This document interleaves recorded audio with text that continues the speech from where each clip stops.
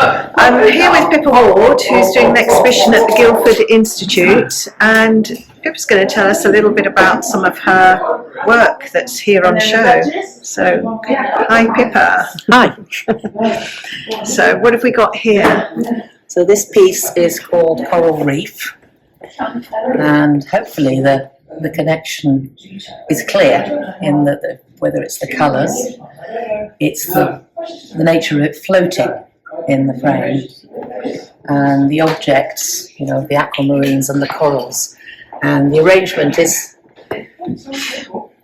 it's having dived and been so amazed by nature's way of arranging itself. I tried to emulate that a little bit with items that you can see sort of wispy bits like the toothbrush, or plastic plants, which I pick up a lot of, and obviously the shell of here, and there should be a shell in here somewhere. Yes, there. Is that a real shell? That's a real shell. But to find bits that look like they could be plants, they could be coral, they could, yeah. So I get these pieces off beaches, discarded pieces that, as you can tell from the colours, they've been through the sea, they've been bashed about, they've been hit by the sun and all the other elements to kind of fade them.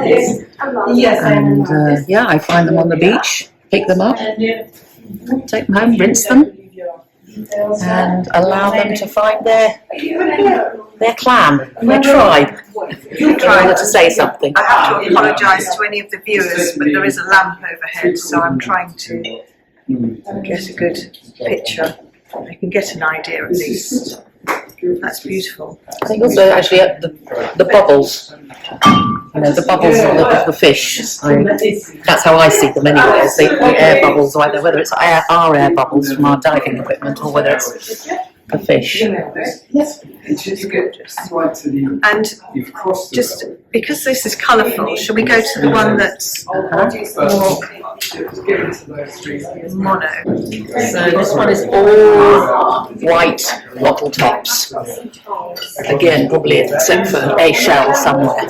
It fascinates me actually that we, as a world, as a human race, need so many white lids, circular, and this really shows their development from being that bright white that is meant to appeal to us, so we buy them, to the aged look of, really it looks like fossils or relics or something like that, and it really talks of time to me, this piece, and deterioration, Certainly is. progress in the opposite direction, unfortunately. So this little guy was found in pool, wedged between two rocks. I did look around to see if there's any child crying, having missed it, but there weren't, so I took him away, and I kind of knew exactly where he was going to go. I'm not sure this one works. I love it. What was meant to be was, it's called Uh-Oh. So obviously it's the dinosaur just thinking, oh God, here we go again. Extinct for the second time, in which many, many, many things are. Possibly the tower should have been falling more, and then it would have been clearer, I don't know. But what's interesting with him and Darth Vader, we'll get to, is that sometimes when I pick up a piece, I know exactly where it's going to go and what it's going to say. And then other times, it could stay in my collection for years and years and years before I work out what I want to say with it, or who it belongs to, or with, or whatever. For me it works, even if you're not quite sure. Not quite sure, but Should we go to this one while we're over this area? This is my torrent of abuse, or one of my torrents of abuse. I've made many, many of these, and they're kind of very obvious. They're in your face. It's tumbling out of a pipe. It's saying exactly what we're doing. This one particularly speaks of water because of the colouring. Nothing much more needs to be said about this. It's very sad. It's very sad, but you've made something very beautiful too out of it. Yeah. That's what I tend to do. Is when I was at uni, I remember the tutor saying, stop making things beautiful. And I thought, well, if I don't, then why would anyone look at it? So you've got to draw people in first with the beauty, and then people start thinking, actually, that's horrible. Yes, You know? on closer inspection. Yeah. So that's the idea of that one. Darth Vader, the Dark Tide. Yes, the Dark Tide. Darth Vader was one of the few pieces that I actually didn't find. My sister-in-law found it. Buried about a foot down in her orchard. I'm getting distracted because I'm looking at the camera. I see all the reflections, so I do apologise. It was fantastic in that, again, I instantly knew that he needed to be standing on a mortal fort, which is one of the defence towers out in the channel near Whitstable. Triumphant.